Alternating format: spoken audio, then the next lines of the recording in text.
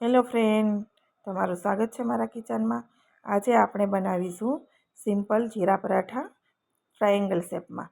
તો એકદમ ખસ્તા પડવાળા ક્રિસ્પી બનીને તૈયાર થશે। અને આ પરાઠા છે એ જે દીકરીઓના નાની હોય પરોઠા બનાવતા શીખતી હોય બેચલર, એના માટે બનાવીએ છીએ। તો ચાલો બનાવવાનું શરૂ કરીએ। તો સૌપ્રથમ મેં અહીંયા 2 કપ ઘઉંનો લોટ લીધો છે, જે રોટલીનો લોટ હોય એ।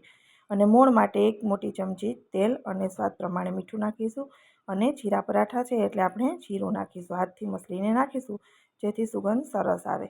હવે પહેલાં આપણે મોણ છે એ પરફેક્ટ લોટમાં મિક્સ થઈ જાય ત્યાં સુધી આપણે આ રીતે હાથથી મિક્સ કરવાનું છે, સરસ રીતે દઈ દેવાનું છે। તેલનું મોણ એકદમ વધારે પડતું નાખવાનું નથી। તો મોણ સરસ દેવાઈ જાય, લોટમાં મિક્સ થઈ જાય ત્યાર પછી આપણે જરૂર પ્રમાણે પાણી નાખીશું। અને લોટ છે એ થોડો કઠણ બાંધવાનો છે, રોટલી જેટલો સોફ્ટ લોટ પરોઠાનો બાંધવાનો નથી। જો સ્ટફિંગવાળા પરાઠા હોય તો તમે રોટલી જેવો સોફ્ટ લોટ બાંધો તો પરાઠું તમારું ફાટે નહીં, પણ આજે આપણે પડવાળા ખસ્તા ટ્રાયેંગલ પરાઠા બનાવીશું તો લોટ છે એ થોડો કઠણ બાંધવાનો। તો જરૂર પડે એટલું જ પાણી નાખતા જઈશું અને પાણી લોટ બાંધીશું। તો તમે જોઈ શકો છો કે અહીંયા લોટ છે એ આપણો હવે બંધાઈને રેડી થઈ ગયો છે અને સોફ્ટ નથી, હાર્ડ મેં બાંધ્યો છે। તો તમે આ મસળીને પણ બતાવી દઉં છું। આ રીતે તેલ નાખી દઈશું 1 ચમચી અને ફરીથી આપણે મસળી દઈશું અને 10 મિનિટ માટે ઢાંકી અને રેસ્ટ ઉપર રાખી દેવાનું છે। તો ડો છે એ આપણો એકદમ સોફ્ટ નથી, હાર્ડ બનાવવાનો છે જેથી પરાઠા એકદમ ખસ્તા સરસ બને। તો 10 મિનિટ થઈ ગઈ છે, પછી જ મેં અહીંયા પાછો ફરીથી આપણે લોટને છે એ મસળી લેવાનો છે। લોટ છે એ 10 મિનિટમાં સરસ એવો સેટ થઈ જાય છે। તો પછી હવે આપણે પરાઠા વણવાની તૈયારી કરીએ।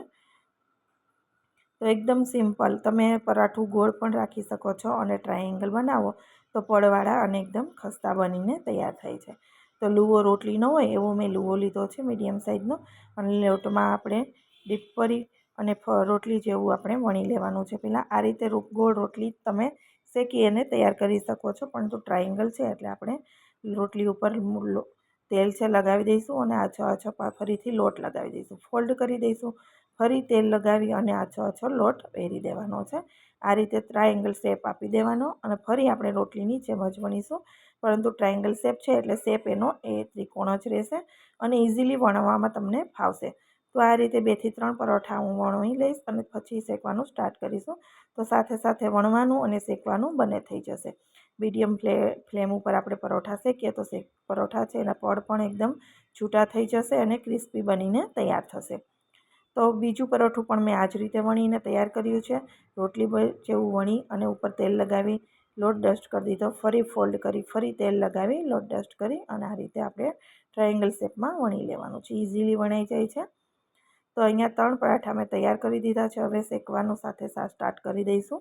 તો ગેસ ઉપર તવી રાખી અને હાઈ ટુ મીડિયમ ફ્લેમ ઉપર રાખવાની છે, એકદમ સ્લો ફ્લેમ ઉપર શેકવાના નથી। તો અત્યારે મેં મીડિયમ ફ્લેમ ઉપર છે અને આ રીતે શેકી અને ફરી આપણે તેલ લગાવીશું। તેલ તમે વધારે પણ લગાવી શકો છો, ઘણા લોકોને વધારે તેલ નાખેલા પરાઠા ભાવતા હોય છે, તો તમારી ચોઈસ પ્રમાણે તમે તેલ લગાવી શકો છો। તમને ઓછું ફાવતું હોય તો તમે ખાલી બ્રશથી પણ કરી શકો છો, બ્રશથી સ્પ્રેડ કરી ઓઇલ અને આ રીતે પણ શેકી શકાય છે। તો બંને બાજુ સરસથી તમે જોઈ શકો છો એ લેયર છે બંને સાઈડ આ રીતે શેકી લેશો એટલે લેયર એના અલગ થઈ જશે અને એકદમ ક્રિસ્પી બંને સાઈડ થઈ જશે। પરોઠા ખાવામાં ખૂબ જ સરસ એવા બનીને તૈયાર થાય છે। તો આ રીતે બધા જ પરોઠા હું શેકી અને તૈયાર કરી લઈશ। હું બીજું પરોઠું પણ તમને બતાવી દઉં છું આ રીતે। તો પરોઠું છે એકદમ ફૂલશે અને બધા લેયર અલગ થઈ જશે અને બંને સાઈડ છે એકદમ ક્રિસ્પી એવી થઈ જશે।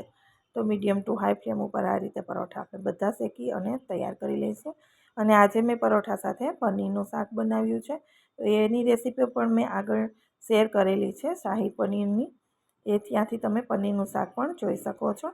તો અહીંયા આપણા પરોઠા છે એ શેકાઈ અને તૈયાર થઈ ગયા છે।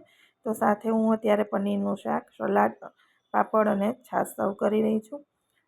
પરોઠા સાથે તો કોઈ પણ શાક સરસ લાગે છે, તમે બનાવી શકો છો એ રીતે। અને આ પરોઠું છે ઇઝીલી ફટાફટ બનીને તૈયાર થઈ જાય છે, જે બેચલર છે નાની દીકરીઓ એના માટે ખૂબ જ ઉપયોગી છે, એકદમ સરળ રીતે। તો તૈયાર થઈ ગયા છે આપણા। તમને મારી જીરા પરાઠાની રેસીપી કેવી લાગી છે મને કોમેન્ટ બોક્સમાં જરૂરથી જણાવજો। જો તમને મારી રેસીપી પસંદ આવી હોય તો વિડીયોને લાઈક અને શેર કરવાનું બિલકુલ ભૂલતા નહીં. ફરી મળીશું આવા નવા વિડીયો સાથે. Bye bye, take care.